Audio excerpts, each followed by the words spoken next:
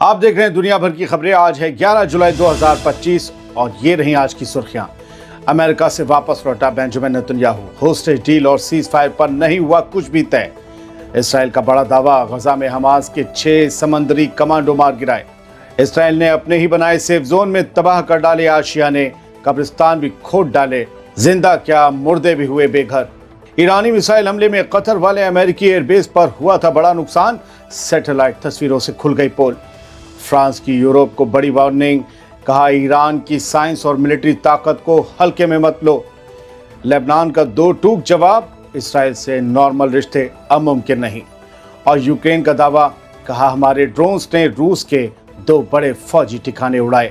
آزاد بول انڈیا میں آپ سبھی کا خیر مقدم ہے۔ آپ کے ساتھ میں عادل خان آزاد اور آپ دیکھ رہے ہیں اسپیشل پرائم ٹائم شو دنیا بھر کی خبریں۔ تو چلیے شروع کرتے ہیں دنیا بھر کی خبروں کا یہ سفر تفصیل سے۔ امریکہ کی 4 دن کی ٹرپ کے بعد اسرائیلی وزیر اعظم بنجامن نیتن یاہو واپس تیل اویو پہنچ گیا ہے۔ اس دورے میں ہوسٹیج ڈیل اور سیز فائر پر کوئی ٹھوس نتیجہ نہیں نکلا۔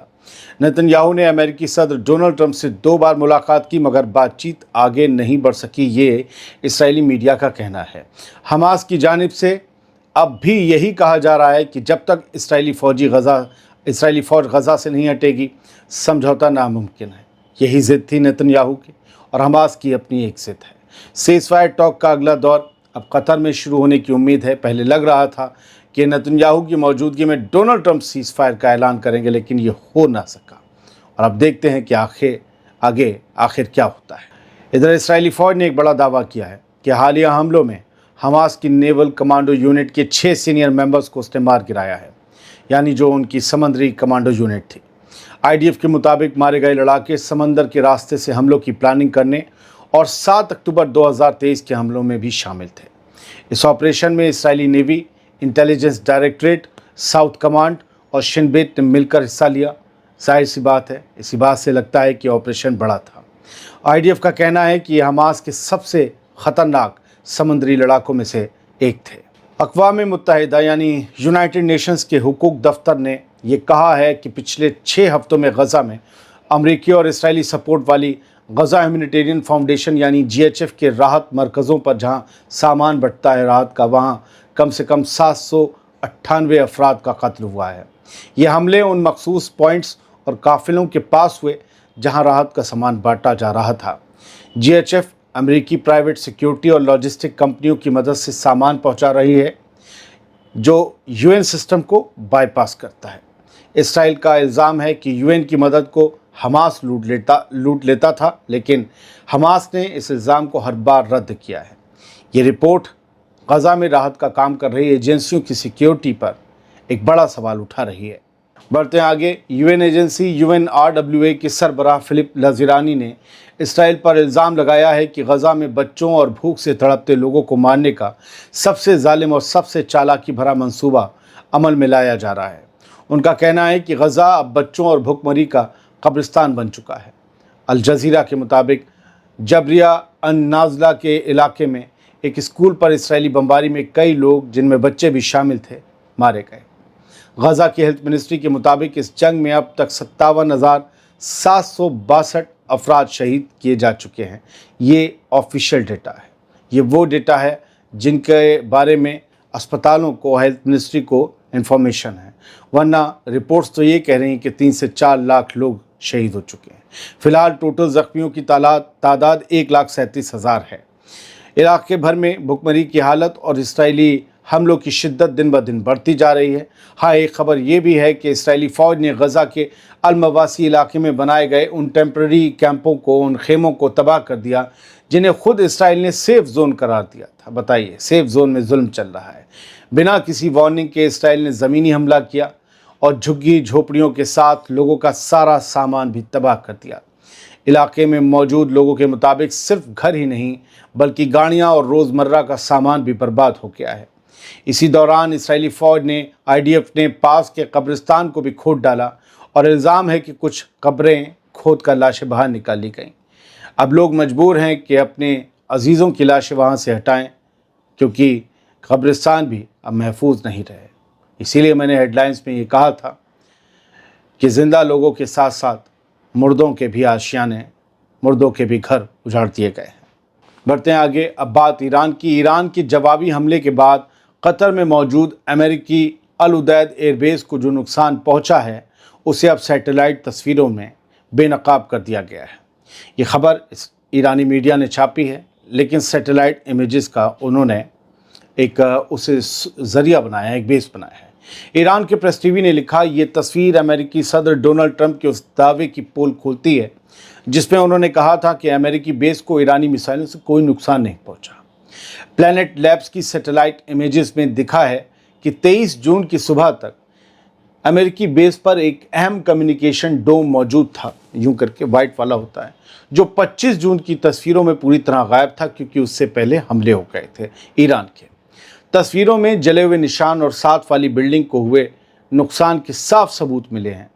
अब तक ना अमेरिका और ना ही कतर ने इस नुकसान पर कोई ऑफिशियल बयान दिया है। फ्रांस के इस डिफेंस मिनिस्टर ने कहा है कि हम ईरान की असल ताकत को बहुत हल्के में ले रहे हैं, जबकि वो न सिर्फ साइंस और टेक्नोलॉजी में मजबूत है बल्कि उसके पास भरपूर रिसोर्सेज भी हैं। लेकानू ने कहा कि ईरान 1979 से अब तक हर किस्म के सिक्योरिटी से जुड़े चैलेंज के बावजूद डटा हुआ है। ईरान की ये ताकत हाल ही में तब दिखी जब उसने अमेरिका इसराइल के हमलों का ज़बरदस्त जवाब दिया। अब खबर लेबनान से। लेबनान ने इसराइल की उम्मीदों पर पानी फेर दिया है। लेबनान के प्रेसिडेंट जोसेफ ऑन ने आज जुमे को कहा कि अभी के लिए इसराइल के साथ नॉर्मलाइजेशन मुमकिन नहीं है। उन्होंने पीस और नॉर्मलाइजेशन में फ़र्क करके तस्लीम किया कि साउथ लेबनान में अभी इसराइल की मौजूदगी है, ऐसे में इसराइल से बात करना नामुमकिन है। ऑन का ये पहला ऑफिशियल जवाब था जब इसराइली एफएम गिदियोन सार ने पिछले हफ्ते लेबनान और सीरिया के साथ रिश्ते मजबूत करने या रिश्ते नॉर्मल करने की बात कही थी। लेबनीज प्रेसिडेंसी के स्टेटमेंट ने ये वाज़ेह किया है कि अमन कायम करने के रिश्ते तो मुमकिन हैं, मगर फॉर्मल नॉर्मलाइजेशन नहीं। यानी कहीं ना कहीं लेबनान ने ये इशारा दिया है कि वो अब्राहम अकॉर्ड्स में शामिल नहीं होने वाला और इसराइल को एक मुल्क के तौर पर तस्लीम नहीं करने वाला। बात सीरिया की। सीरिया में आज अलेप्पो इंटरनेशनल एयरपोर्ट के करीब एक मिलिट्री साइट पर बहुत तेज़ धमाका हुआ है। धमाके के बाद गहरे धुएं के बादल जो अलेप्पो शहर के कई इलाकों तक फैल गए, उससे खौफ फैल गया। धमाके के बाद मकामी लोगों में डर और बेचैनी देखी गई। अब तक सीरिया की हुकूमत की तरफ से इस धमाके पर कोई बयान नहीं आया है। धमाके की वजह और नुकसान की तफसीलात अभी तक वाज़ेह नहीं है। अब बात यूक्रेन और रूस की जंग की। यूक्रेनी ड्रोन हमले में रूस के 2 अहम ठिकाने तबाह हो गए हैं, ये यूक्रेन का दावा है।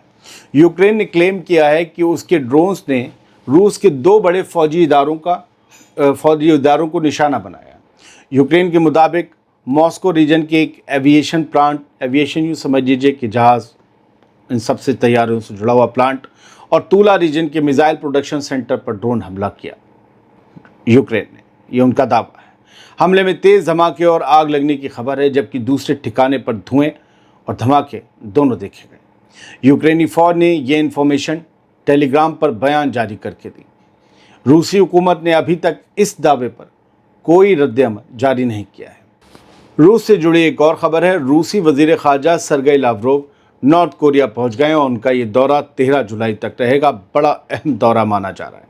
रूसी मीडिया के मुताबिक सरगेई लावरोव जुमे को नॉर्थ कोरिया के दौरे पर वॉन्सन एयरपोर्ट पहुंचे। ये वर्किंग विजिट 13 जुलाई तक चलेगी। रिपोर्ट के मुताबिक लावरोव वहां नॉर्थ कोरिया के वज़ीर ख़ारजा चो सोन हुई से मुलाकात करेंगे। इस दौरे को रूस और नॉर्थ कोरिया के बढ़ते ताउन यानी कि कॉपरेशन का हिस्सा माना जा रहा है।